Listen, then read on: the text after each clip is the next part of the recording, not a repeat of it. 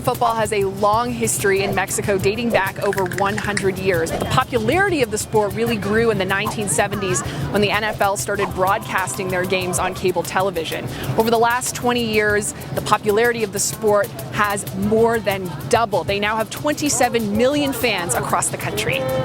Gridiron football was first played in Mexico back in 1896, and by the late 1920s, Mexican universities were playing the sport and its popularity began to grow. But not just at the collegiate level. The game took root in Mexico at all levels. It is Wednesday night in Monterrey, Mexico, and we are at Vaqueros Field. There is tackle football happening on the field. There is flag football happening.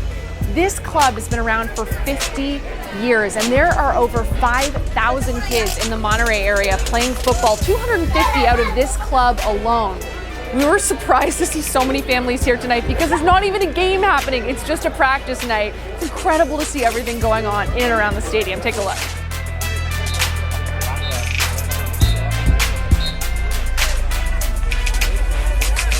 Mexico has an incredibly strong football culture. There's flag and tackle football for boys and girls that are playing the game. And on top of that, there's an incredibly strong college football program. There are 34 teams across the country. And with the LFA starting here in 2016, those players now have an opportunity to play gridiron football professionally on their home turf because Mexico is the fastest growing football market in the world.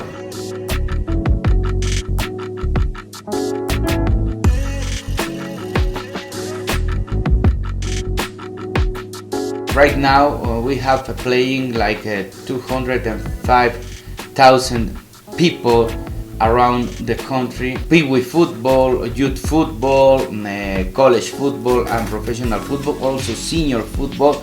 Also we have women playing 11, playing arena, and tochito, also known as flag football. So with roots that go back over a century and a thriving game at the grassroots level, why did it take so long for there to be a professional league?